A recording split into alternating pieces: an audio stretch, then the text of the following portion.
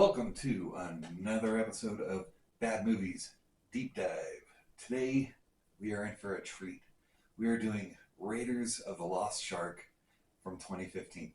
This movie, I've seen this movie a few times, and every time I notice new things, and it is a fantastic movie. Let me give you a quick synopsis of the movie. A prehistoric shark is released into the waters near a small lake community as a result of an oil drilling accident and proceeds to wreak havoc on nearby swimmers. It's another short movie, similar to the last episode. It's a little shorter than that. It's without credits. There's 7 minutes of credits on this thing.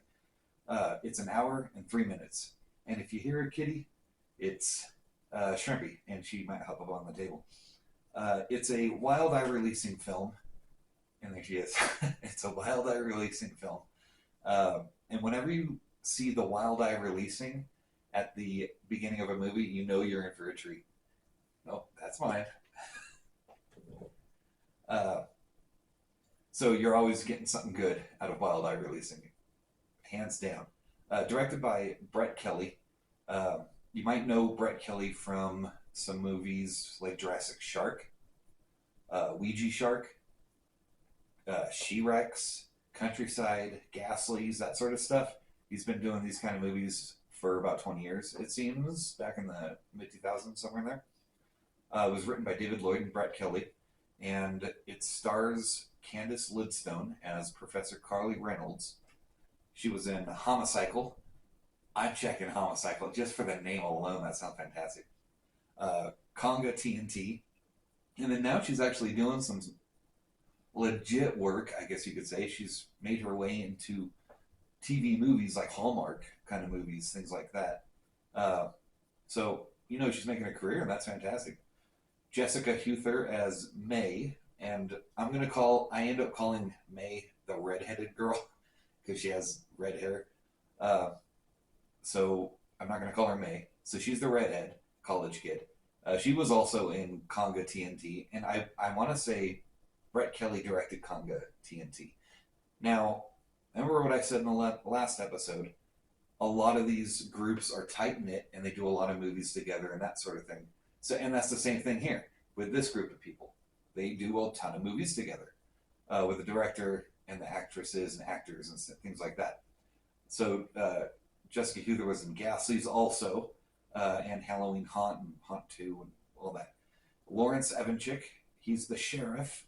Now, the sheriff plot line, I guess, in this movie is unnecessary, I think. I think they threw it in for comedic effect because one of the cops is kind of dopey-ish. Yeah, and it takes place, they have this whole thing because it takes place, she just walked on the computer. All right. So it takes place in Canada. This is where they filmed, and they pointed out. And they have, like, the cops have this interaction where it's like, oh, Captain. He's like, don't call me Captain, call me Sheriff. He's like, we're in Canada. We don't have sheriffs. So they do this. It's there for comedic effect. It doesn't really move the movie along or anything like that. But whatever. So we dive into the movie. There's two guards down. They're protecting this lake, apparently. They're guarding an empty lake. Empty. We're going to see later it's not that empty. And one of them brought his girlfriend, and his girlfriend brought a friend for the other guy.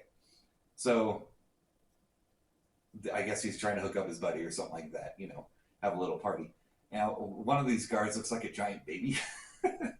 He's got like that, that face, the baby face, but he's probably like 40 kind of thing. So I thought that was funny. But they're making out in a car. The two guards are making out with the two chicks. And one of the girls says, let's go out under the stars. And it's very clearly daylight. There is no nighttime in this movie. And that's just one of those things I like to see in a bad movie. The writing, there's a few parts in this where the writing is kind of like, wait, what? It's good stuff. So the girl who wanted to go out under the stars takes the guy, and they go down to the beach. Gal strips down into a swimsuit, because apparently everyone in this movie is wearing swimsuits. They're wearing swimsuits as underwear, which is a little strange. But they did it because either they don't have nudity in their contract, because there is nudity in this movie.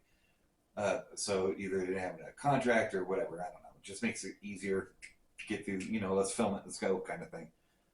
So the gal with the tramp stamp, putting it there, goes for a swim. Guard chases after her, and he's stripping down. He gets down to his boxers and runs in like a goofball. The guard gets pulled under, and the girl's, where the heck, where'd he go? And then she gets pulled under, and they die. Credits roll. Now we're seeing college kids in a class, and they're learning about megalodons from the professor lady. I'm just going to call her Professor. She's kind of the main character. She has a history with the shark and all that sort of thing.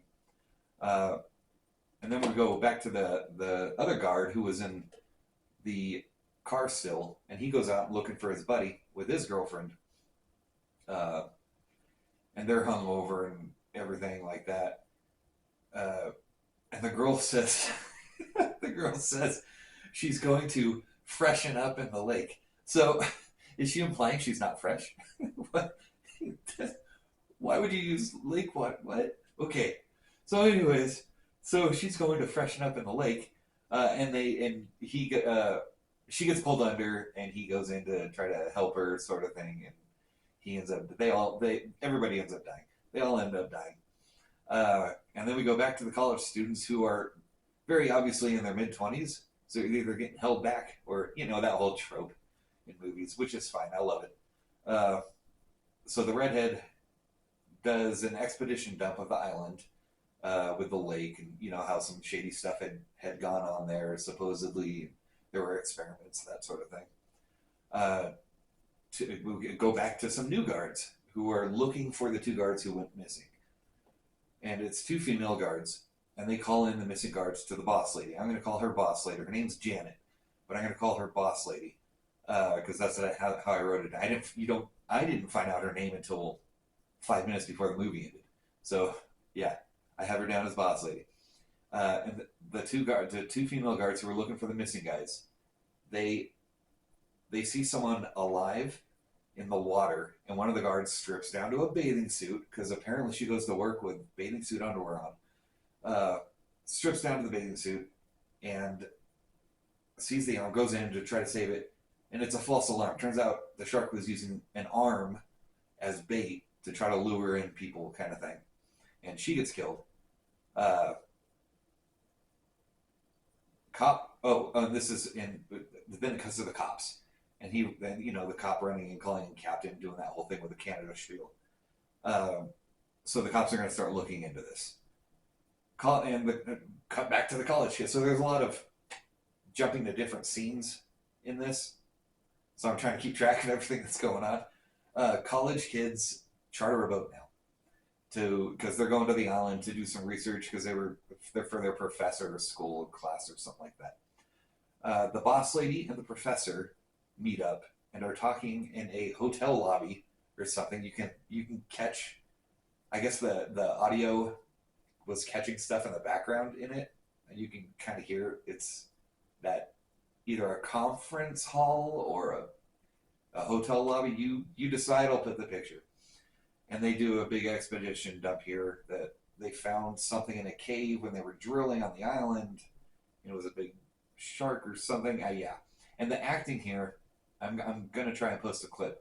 The acting. A week ago, we discovered an underwater cave while drilling. A cave? Yes, a cave. Here is chef's kiss. I'll tell you what, this is top-notch bad movie stuff that everyone loves. This is the good stuff. So the college kids charter a boat. They meet the boat captain. She says, "Oh, Captain Stubing." He's like, "No, Captain Stubing." And so this is your Quint. They're doing the Quint thing from Jaws. He's got the accent. He's got the hat. He's got it all going on. I'm gonna put a quote in from him. That's great. Anybody want a bag of complimentary nuts? No, thanks. So Remember, this is Canada, and it cuts to a random couple now, some French couple speaking in French, and they're arguing. They got it subtitled, but they're arguing and everything like that. And the French girl says, "Okay, well, since we're here, let's at least get some pictures taken." I don't know why. Maybe their Instagram or something. I have no idea. Speaking of Instagram, I have one. It's at Demented Collective, something like that. So feel free to check it out. Also, feel free to like, subscribe, and click that notifications button. And let's move on. So the French people are arguing.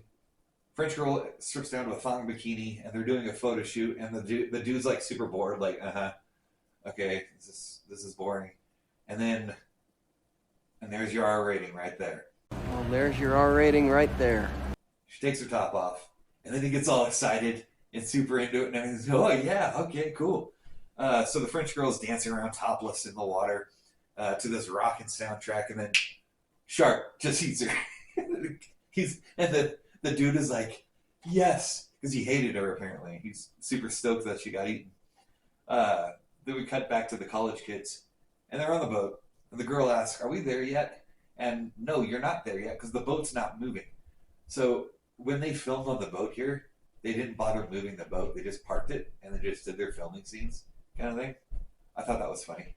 And then in the background of these scenes, when they're on the boat, you can see like sailboats going by, other motorboats, because it's obviously a used lake by sports people, outboaters, and all that sort of thing. So I think that a little bit funny there, but that's why I like watching these kinds of movies. And for so another random couple. They're kind of throwing in body count here, so they're cut away to another random couple, and they're going swimming on the beach. The girl strips down to her bikini, and the guy gets eaten by a flying shark. The clip is fantastic. It's going right here. Just watch this thing. Oh my gosh. What's ever done to you? Flying shark? Flying shark! The best. One of the best clips I've seen since Troll 2. I love this clip. So then we come back to Captain Steven. There's a cat trying to get my attention. And he gets his head bit off looking down into the water. I guess they run into something. He looks down. His head gets bitten off, and his body lifts back up, and it's that cheap effect. And it's great. Fantastic. Both call it, and then Shark hits the boat again, and the blonde college girl, we hadn't even talked about her, but she's there. Blonde college girl falls in, and she ends up getting eaten. And then we got the redhead and the guy left of the college kids. And they fall into the water. So the guy ends up getting eaten, and the redhead swims to shore. So now it's just, I think that's left in the movie is the redhead, the professor, and boss lady, and there's a new guy coming in. So we cut to the boss lady and the professor in a room talking, and the room is under construction. Like the walls aren't painted. There's no baseboards. There's no floor, no carpet, no tile, nothing like that. It's like that concrete cement they lay down prior to doing all that. And I'm not sure what's going on there. Why they use that room? Why that room? Why not? Like you could use your bedroom or something. So, anyways, some guy in a lab coat shows up because we've cut back to the redhead. And so she was redhead wakes up on the beach and starts walking barefoot, and I'm pointing that out because in a minute she's not gonna be, and finds a phone in the middle of nowhere. Now I have no idea why there's a phone in the middle of nowhere. They don't really explain why there's a phone in the middle of nowhere. She picks it up. Some guy in a lab coat appears behind her, throws her a leather jacket he just happened to be carrying, and that totally fits her. And this guy does an exposition dump of him. He's the one who made the flying shark, and he's crazy, and people call him crazy and all this stuff. And he was the guy behind it. The cops show up on the beach, and find body parts, and the sheriff is super lazy, so he's like, yeah, we're just not going to do anything about it, kind of thing. And they just hang out at the beach. The redhead and takes off and runs into Boss Lady and Professor, who are on the island trying to save the day, kind of thing. And Boss Lady owns the island, so that's why she's there.